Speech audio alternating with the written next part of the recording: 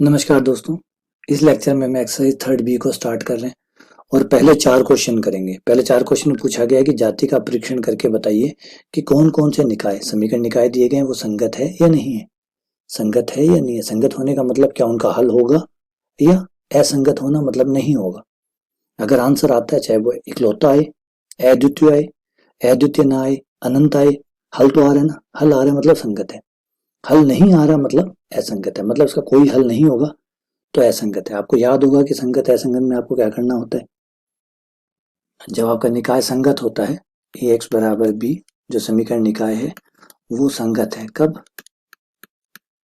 जब आपकी जाति बराबर आती है, रो ए बराबर रो ए बी। सही है। असंगत कब होता है? जब जाति बराबर नहीं आती, बराबर नहीं आता। और इसको चाहे मैंने पहले भी आपको समझाया था, बराबर नहीं का चिन्ह लगाइए, या फिर आप ये भी कह सकते हैं कि रो ए हमेशा कम आएगा या बराबर आता है, ज्यादा तो आ ही नहीं सकता। तो आप ये कह दीजिए या ये कह दीजिए, दोनों एक ही बात है। ठीक है। इसमें भी संगत में भी फिर 2 हिस्से हो जाते हैं, इकलौता, अद्वितीय और अनंत हल। अद्वितीय कब होता है? जब रो ए बराबर रो ए बी होता है, दोनों की जातियां तो बराबर होनी चाहिए और वो समीकरण की संख्या के बराबर होता है, तब हम कहते हैं कि भाई अद्वितीय हल है।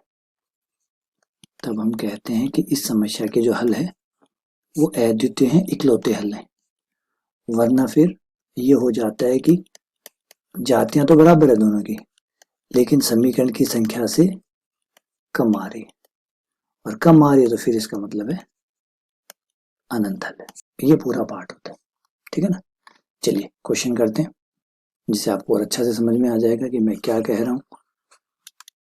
क्वेश्चन नंबर 1 कहता है x plus y plus z, x plus y plus z equals to -3। ठीक है। X plus y minus 2z, x plus y minus 2z, -2z बराबर -2, -3 -2, 2x plus 4y, 2x plus 4y प्लस 7z equals to 7।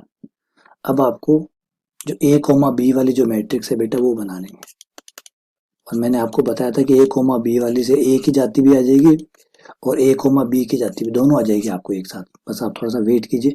1 1 2, 1 1 2, 1 1 4, 1 -2 7, और यहाँ आप semi column लगा के ये जो कॉलम है डॉट डॉट ये लगा दीजिए ताकि अलग करा जा सके, इनको अलग लिखा जा सके। -3 -2 7। तो हमारा मुख्य विकर्ण कौन सा हुआ? ये है ना, A11 A22। सही कह रहा हूँ? 22 का मतलब क्या होता है? दूसरी पंक्ति दूसरा स्तंभ, तो ये दूसरी पंक्ति, ये रहा दूसरा स्तंभ। फिर A22 के बाद क्या होता है? A33 मतलब तीसरी पंक्ति तीसरा स्तंभ, जो कि A33। अब इस विकर्ण से नीचे वालों को आपको जीरो करना है, और विकर्ण से नीचे कौन कौन है भाई?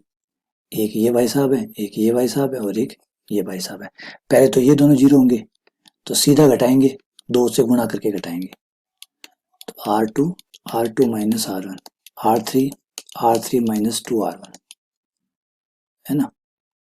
आइए, और एक चीज और बताऊंगा आपको, यहाँ से बहुत प्यारी बात बताऊंगा कि ये जो एक्लेरियन फॉर्म है, ये जो ट्रायंगल फॉर्म है, ये इक्वेशन को सॉल्व करने में भी बहुत मदद करेगी। अभी देखिएगा आपको मैं, बड़ी चीज है, जाति की जाति निकल जाएगी, जाति की तो जाति निकल जाएगी, प्लस आपको एक्स वाई जेड का मान भी मिल जाएगा, ये और देखिएगा आप। चलिए अभी आपको आगे बताएंगे, पहले इसको तो निपटाते हैं। तो पहले R2 माइनस R1, तो ये तो 1 1 1 माइनस का 3, और ये हो जाएगा आपका 0, घटाने पे डायरेक्ट घटा रहे हैं इसलिए 0। ये हो गया आपका -3, ये हो गया -2 -3, आप घटा रहे हैं इसलिए +1 हो गया। यहाँ आप 2 से गुणा करके घटा रहे हैं, तो 0, 4 में से 2 गया 2, 7 में से 2 गया 5, ये हो गया 7, 2 से गुणा करके घटा रहे, तो 3 दूनी 6, 6 13 हो गया, ये 13 हो गया भाई, हो गया। ठीक है।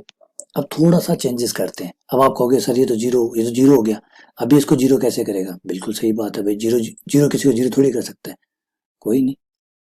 बस आपको पंक्तियों को ऊपर नीचे करना है, अदला बदली करने पर पंक्तियों की। कैसे?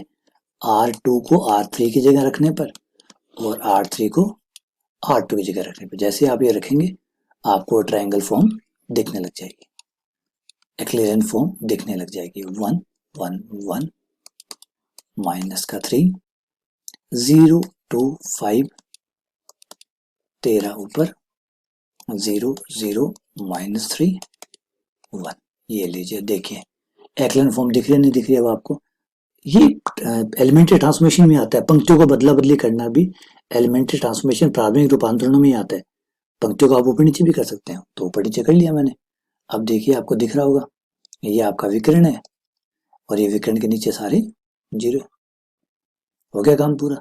आ जाइए देखते हैं, पहले ए मैट्रिक्स से जाते देखेंगे आप, सिर्फ ए मैट्रिक्स पे फोकस कीजिए। ए पे ये रहे, ए में कितनी पंक्तियां हैं जो अशून्य जीरो नहीं हुई। पहली पंक्ति नहीं हुई, दूसरी पंक्ति भी नहीं हुई, तीसरी पंक्ति भी नहीं हुई, क्योंकि इसमें भी -3 आ रहा है। इसका मतलब है ए की जाति कितनी हुई 3 हुई, ए की जाति 3 है।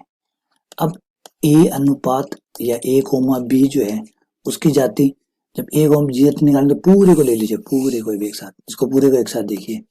पहली पंक्ति को देखिए, पूरी पंक्ति को जीरो हुई नहीं, दूसरी पंक्ति को देखिए जीरो हुई नहीं, तीसरी पंक्ति को देखिए जीरो हुई, पूरे को देखिए जीरो हुई। क्यों कई बार ऐसा हो सकता है कि ए में मान लीजिए अगर -3 नहीं आया होता, सपोज करो 0 0 0 होता, तो ए में तो क्या होता, ये एक अशून्य, ये एक अशून्य, ये एक शून्य, तो ए में 2 ही होता। लेकिन जब आप ए बी को देखते हैं पता चलता है यहाँ 1 है, तो ये पंक्ति जीरो नहीं होती, क्योंकि ये जीरो ये जीरो ये जीरो, लेकिन यहाँ तो जीरो नहीं है, इसलिए अशून्य नहीं है। हाँ, अगर ए बी में जीरो हो गया तो ए में तो जीरो पक्का होगा, लेकिन ए में अगर कोई पंक्ति जीरो हो जाती है तो ए बी में जीरो होगी, इसकी कोई गारंटी नहीं है। तो ए बी की जाति भी 3 होगी, दोनों की जातियां बराबर है। समीकरण की संख्या भी 3 ही है, ये देखो n का मान भी 3 ही है। 3 समीकरण है, ए की जाति 3 है, ए बी की जाति 3 है। इसका मतलब इस समीकरण के आंसर हर हाल में आएंगे, इकलौते आएंगे, अद्वितीय हल होंगे। समीकरण के क्या होंगे, यूनिक सॉल्यूशन होंगे, इकलौते हल होंगे, अद्वितीय हल होंगे। अब जो मैं आपको आंसर निकालने की बात बता रहा था बेटा, एक स्टेप और करना है, आपका आंसर बाहर आ जाएगा। कैसे? अब इनको वापस से समीकरण के तौर पे लिख दीजिए, जो शुरुआत से। ये देखिए ये समीकरण पहली, इसे x से, इसे y से, इसे z से, ये बराबर x plus y plus z बराबर -3। एक दूसरे समीकरण इससे बनाइए, ये तो 0x हो गया, क्या लिखें 2y plus 5z, 2y plus 5z बराबर 13। तीसरे समीकरण इससे बनाइए, -3z, 0x 0y -3z, सीधा -3z लिख लेता हूँ, -3z बराबर 1 हो गया। यहाँ से आपका z का मान मिल जाएगा, z बराबर -1/3। ये z का मान आप यहाँ रख दीजिए, ये हो जाएगा 5/3, इधर आके 13 प्लस 5/3, क्योंकि प्लस हो जाएगा माइनस, इसलिए ये हो जाएगा 39 और 5 44/3, 44 में 2 का भाग लगा 22/3। y का मान आ गया भाई 22/3। अब y का मान और z का मान रख लेते हैं, 22/3 माइनस 1/3, 21/3, 7 आ गया, इधर आके -10 हो गया। ये लीजिए भाई x का मान -10 हो गया। ये आपके आंसर आ गए। तो देखो कितना आराम से आ जाएगा। क्यों आ जाएगा? क्योंकि सीधा का सीधा जो तीसरा समीकरण होगा उसमें ये 2 जीरो हो चुके होंगे, तो सीधा z का मान मिल जाएगा। वो z का मान ऊपर रखोगे y आ जाएगा, फिर z और y से x आ जाएगा। तो ये एकदम ये जो जाति निकालने वाला काम है, इससे अगर अद्वितीय हल है तो आप बड़े ही आराम से आंसर निकाल पाएंगे। आंसर निकालने में भी आपको दिक्कत नहीं आएगी।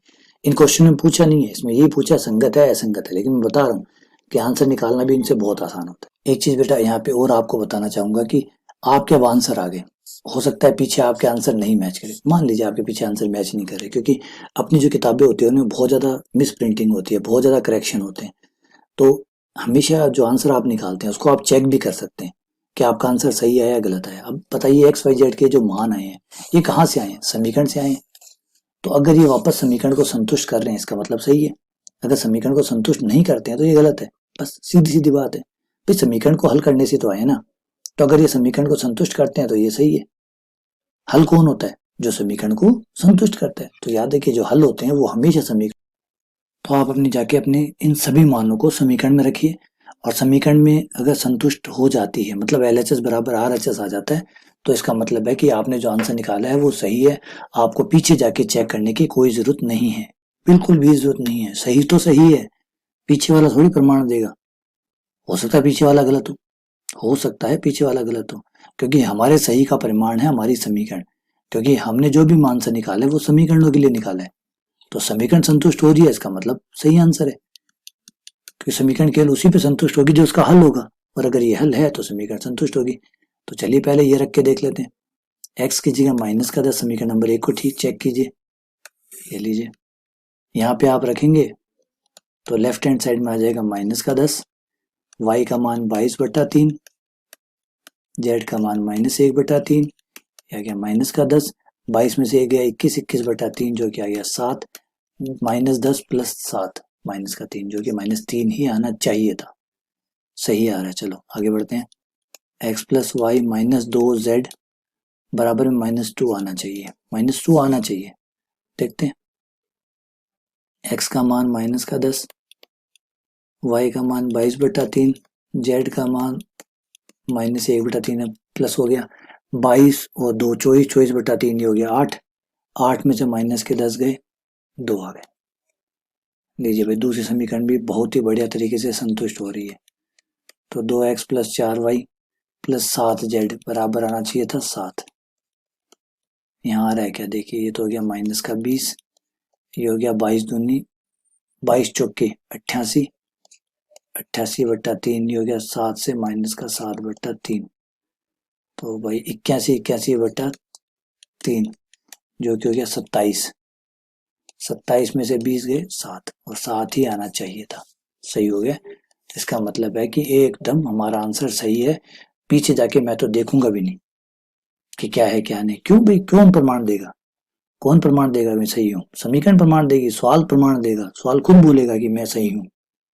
ठीक है ना, समझ गए बात आप? इससे आपको क्या माथा पच्ची खत्म हो जाती है। कई बार होता ही है कि आप सवाल सही कर लेते हैं, पीछे जाके आप आंसर मिलाते हैं, आंसर मिलता नहीं तो आप टेंशन में आ जाते हैं मैंने गलत किया। अब आपने सही किया है, आपने सही किया, पीछे गलत था, लेकिन अब आप अपने सवाल में गलती ढूंढ रहे हैं जो कि है ही नहीं, समझ रहे हैं? अब आप सही सवाल को गलत करना चाहते हैं, तो जरूरी ये समझना कि पीछे जो लिखा हुआ है वो भी गारंटेड नहीं है कि वो सही है। सही बस एक है, वो है सवाल। सवाल में चेक कीजिए, सवाल खुद जवाब दे देगा। आ जाइए आगे बढ़ते हैं, क्वेश्चन नंबर 2 पे आते हैं। तो देखा इस तरीके का क्या इंपॉर्टेंस है एक्लिन फॉर्म का। एक्लिन फॉर्म आपको सिर्फ जाति ही नहीं बताता, बल्कि आपकी मदद करता है समीकरण को हल करने में भी। आप बड़े ही आराम से समीकरण को हल भी कर पाते हैं। चलिए आगे आते हैं। x + 2y - z बराबर 3, 3x - y + 2z बराबर 1, 2x - 2y + 3z बराबर 2। तो आपकी ए बी मैट्रिक्स तैयार कर लेते हैं पहले। गुणांक है हमारे 1 3 2, 2 - 1 - 2 -1 2 3 कोमा कोमा कोमा 3 1 2। ये आपका आ गया x प्लस, सॉरी इसको 0 बनाना है, इसको 0 बनाना है ना, तो पहले हो जाएगा आपका r1 अच्छा r2 में से 3 r1 कम करने पर 3 r1 करके घटा दीजिए, और r3 में 2 r1 करके, जैसे आप ये करेंगे आपको मिल जाएगा 1 2 -1 ऊपर वाला तो एज इट इज रहेगा, 3 से गुणा करके घटा रहे हैं 0, -1 में से ये 6 हो गया तो माइनस का 6 हो गया, ये 5 हो गया, ये 0 हो गया आपका। यहाँ 2 से गुणा करके घटा रहे हैं तो 0, घटा रहे हैं इसलिए -6, ये 3, 2 से गुणा कर रहे हैं तो ये 5 हो गया, कोमा, और ये हो गया आपका 2 में से आपके 3 गए, ये 2 से गुणा करके 6 तो ये -4 हो गए, माइनस के या प्लस के, -4। एक बार क्रॉस चेक करते जाइएगा साथ ही साथ में, कोई गलती ना हो जाए, क्योंकि ऐसे सवालों में गलतियां जो होती है फिर माफ नहीं होती, फिर पूरा ही गलत हो जाता है। तो ये ध्यान रखेंगे, एक बार दोबारा से घटा के देख लेते हैं। 2 में से 1 गया, 2 से गुणा करके घटा रहे हैं इसलिए 0, -4 तो ये -6 हो गया, ये +5 हो गया, ये 6 में से 2 में से 6 गए, -4 हो गया। ठीक है भाई, अगला 0 यहाँ टारगेट करना होगा, ये 0, ये तो सीधा घटाते ही आ जाएगा, साफ दिख रहा है, r3 - r2 ये आ जाएगा 1 2 -1, इसको तो एज इट इज लिखिए, 0 -6 5 0, घटाते भाई ये भी 0 ये 0, और -4 में से 0 गया। अब आ जाइए भाई, अब आपकी एक्लेन फॉर्म बन चुकी है। हमें ये वाला 0 नहीं चाहिए, हमें तो इतना 0 हो गया ना, हमारा काम बन गया। हमारा जो विकर्ण है उसके नीचे वाले 0 हो गए, हमारा काम बन गया। ये बनते हैं तो ये बने, इनका काम जाने। हमारा काम तो ये 3 ही 0 बनाना था जो कि बन गए। अब आ जाते हैं जाति पे। तो भाई पहले हम ए की जाति देखेंगे। तो ए में देखिए, पहला पंक्ति 0 है, नहीं है सॉरी, पहली पंक्ति अशून्य है, दूसरी पंक्ति अशून्य है, ये रहे माइनस के 6 और 5, तीसरी पूरी की पूरी शून्य है। तो इस हिसाब से ए की जाति तो हुई 2। ए की देखिए, ए की जो पूरी पंक्ति है बेटा 0 है, तो ए की जाति कितनी हुई 2, ए की जाति 2 हुई। लेकिन जब ए बी की जाति निकालेंगे आप, तो यही वो पेज फंसेगा। देखिए पहली पंक्ति अशून्य है, इसलिए ये हो गई, ये अशून्य है, ये भी अशून्य है। क्यों अशून्य है? ये 0 है, ये 0 है, ये 0 है, लेकिन ये तो नहीं है ना। तो जब ए बी देखोगे तो आप पूरे को देखोगे, पूरे को देखेंगे तो आपको ये देखिए 0 0 0 -4 है। इसका मतलब पूरी 0 नहीं है, नहीं है, इसका मतलब ये भी काउंट होगी तो जाति कितनी हुई 3 हुई। इसका मतलब ए की जाति ए बी की जाति से कम है, इसका मतलब इसका कोई हल नहीं है, कोई हल संभव नहीं है, कोई हल संभव नहीं है, मतलब निकाय असंगत है, इनकंसिस्टेंट है, सिस्टम जो है वो इनकंसिस्टेंट है, इसका कोई हल नहीं निकाला जा सकता। आगे बात सुनने, चलिए आगे बढ़ते हैं। क्वेश्चन नंबर 3 पे आते हैं। x - 4y + 7z = 14, 3x + 8y - 2z = 13, 7x - 8y + 26z = 5। चलिए स्टार्ट करते हैं। ए बी मैट्रिक्स 1 3 7 -4 8 -8 7 -2 26 14 13 और 5। सबसे पहले पहला टारगेट ये और ये R2 को चेंज करने पर R2 - 3R1, R3 को चेंज करने पर R3 - 7R1, 1 - 4 7 14, 3 से गुणा करके घटाने पर 0, 12 माइनस का 4 21 21 माइनस का 23, ये 14 42, 13 में से 42 गए 29 माइनस के 29, ये 7 से गुणा करके घटा रहे हैं तो ये हो गया भाई 0, ये हो गया 32 माइनस के 32 प्लस के 32 हो गए 8 + 32, ये हो गया आपका 24 हो गया भाई। और ये हो गया 7 7 49, 26 में से 49 गए तो 23 माइनस के 23। सही है ना? एक बार चेक कर लो भाई, कोई गड़बड़ ना हो जाए। आप 3 7 से गुणा करके 49 26 49 गए 23 से बचते ना, ठीक बचे हैं भाई। ये 5 हो गया 14 × 7, तो भाई लंबे लंबे नंबर आ गए यार। अब लास्ट वाला और कर देते हैं, एक इसको 0 और कर देते हैं। तो इसको 0 करने पर R3 + 6R2, R2 को 6 से गुणा करके घटाने पर तो ये हो गया 1 - 4 7 14 0 -4 माइनस का 23 माइनस का 29 0। अब 6 से करते ही हो गया 0, ये हो गया माइनस का 161 और ये हो जाएगा 267। ये लीजिए, ये आपके पास आ गया। अब जाति पता कर लीजिए, लास्ट फाइनल स्टेप। पहले ए की जाति, पहली पंक्ति अशून्य है, दूसरी पंक्ति भी अशून्य है, तीसरी पंक्ति भी अशून्य है, किसमें भी एक अवयव अशून्य है, तो जाति कितनी होगी? ए की 3। ए बी की जाति कितनी हुई? तो वो ऑब्वियसली बात है, अगर ए की जाति 3 है, अधिकतम 3 ही हो सकती है, तो ए बी की जाति भी 3 होने वाली है। क्यों? क्योंकि इसकी तीनों पंक्तियां अशून्य है, तो इसकी तो तीनों पंक्तियां अशून्य होनी है, क्योंकि जब इसकी जाति निकालोगे तो इसकी पंक्तियों का भी इस्तेमाल तो होगा ही होगा। तो इसमें अगर एक अशून्य है तो इसमें भी काउंट होगा, इसमें काउंट होगा, तो इसकी जाति भी आप 3 कर रहे हैं, दोनों बराबर है, इसका मतलब अद्वितीय हल है। इस समस्या का जो हल है वो अद्वितीय है। ठीक है ना? तो समझ में आ गया होगा आपको। चलिए आगे बढ़ते हैं। सवाल नंबर 4, इसमें 4 समीकरण दी गई है। 2x + 2y + 8z = 1। ठीक है भाई। दूसरी है x + y + z = 3। 5x minus 4y, 4x minus 5y, तो a कोमा b, ये हो गया आपका 2 1 5 4, 2 1 minus 4 minus 5, 8 1 2 minus 2, column 1 3 minus 1 और 2। इस बार भाई बहुत सारे जीरो बनाने होंगे, इस बार बाढ़ सी आएगी, क्योंकि जो मुख्य विकर्ण है वो ये है, A11 A22 A33 A44 हो रहा है, क्योंकि इस बार 4x4 की मैट्रिक्स है ये, 4x4 की होने वजह से जीरो खूब सारे करने, खूब सारे जीरो। पहले आप यहाँ से शुरू हो जाइए 1 बाय 1, 1 2 3, पहले तो इसे कीजिए, फिर इसकी सहायता से इससे 2 को जीरो कीजिए, फिर इसकी सहायता से इसे जीरो कीजिए, टोटल 6 जीरो करने। चलिए शुरू करते हैं process. 2r1 minus r2 minus ये 2r1 2r2, r2 को 2 से गुणा कर रहे हैं, r1 माइनस कर रहे हैं, r3 में 2r3 5r1, फिर r4 में r4 माइनस 2r1। इतने सारे नियम लगाइए।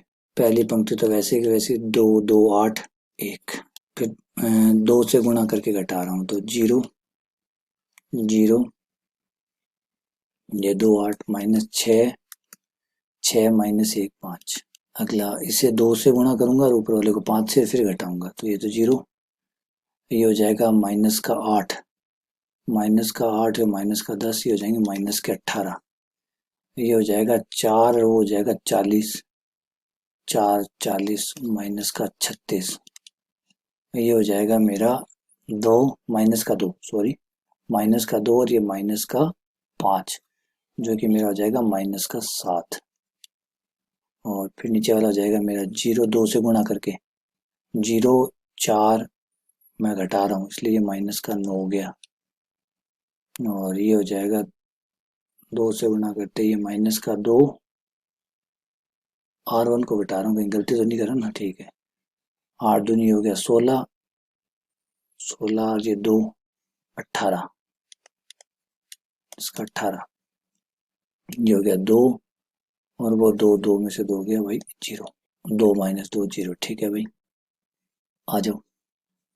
अच्छी बात है, इसके तो 2 जीरो ऑलरेडी हो चुके हैं, बस इसको जीरो कर लेते हैं, एक को, यहाँ वाले को, r4, फिर पंक्तियां ऊपर नीचे कर लेंगे, 2r4 minus r3, 2 2 8 1, 0 0 minus 6 5, 0 minus 18 minus 36 minus 7, 0 0 0 और 0। अब इस पंक्ति को ऊपर ले आइए और इसको नीचे ले आइए, r2 और r3 को इंटरचेंज करने पर, r2 और r3 को इंटरचेंज करने पर, जैसे इंटरचेंज करेंगे 2 2 8 1, ये ऊपर आ जाएगी 0 माइनस 18 माइनस 36 माइनस 7, यह गया 0 0 माइनस 6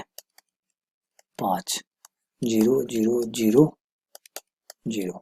अब आप देख सकते हो कि हमने इसे एक्लन फॉर्म में चेंज कर लिया, क्योंकि ये विकर्ण है, विकर्ण के नीचे वाले सारे जीरो हैं, देख लीजिए विकर्ण के नीचे वाले सारे जीरो हो गए, इसका मतलब एक्लन फॉर्म में बदल गया। अब हम जाति देख सकते हैं, तो पहले ए मैट्रिक्स की जाति देखें तो ए शून्य ए शून्य, ये भी ए शून्य क्योंकि ये रहा ए शून्य, लेकिन ये ए शून्य ये ए शून्य ये ए शून्य, लेकिन ये नहीं है, नहीं है, इसका मतलब ए की जाति भाई 3 है, ए की जाति 3 है, और ए बी की जाति वो भी 3 है। बेटा इसमें हमने कुछ ना कुछ गड़बड़ की है, क्योंकि ऐसे क्वेश्चन में जातियां बराबर आ रही है, जातियां बराबर नहीं आनी चाहिए थी, कुछ तो गड़बड़ है।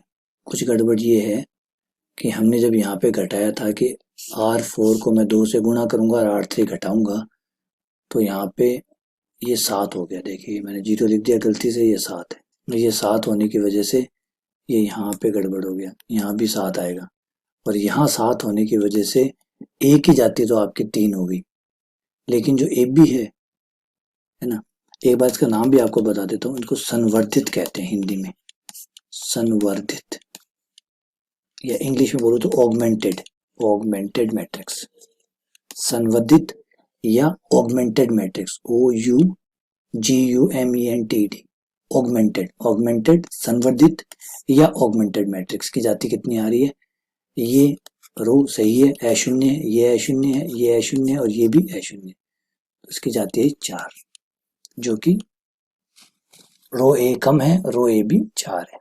अतः इस सिस्टम का कोई हल नहीं है, इस निकाय का कोई हल नहीं है, अतः असंगत निकाय। ये हमारे चारों सवाल पूरे हो गए। ये पता करना कि निकाय संगत है या असंगत है। देखिए संगत में दोनों आते हैं, अनंत हल है तो भी संगत हल तो है ही ना, अनंत है इसका मतलब बहुत सारे उत्तर है, अद्वितीय मतलब इकलौता उत्तर है, मतलब इस समीकरण का आंसर तो है ही ना, तो संगत। अगर कोई आंसर नहीं है तो फिर असंगत। तो असंगत कब होता है, जब हमारी ए की जाति ऑगमेंटेड मैट्रिक्स ए बी की जाति से कम आती है, तब हम कहते हैं असंगत निकाय। बराबर आती है तो फिर कहते हैं संगत निकाय। ठीक है, चलिए ये चारों क्वेश्चन उम्मीद करता हूँ आपको समझ में आ गए होंगे। इन क्वेश्चनों से रिलेटेड अगर कोई डाउट हो तो मुझे बताइएगा। चलिए बहुत बहुत धन्यवाद, शुक्रिया।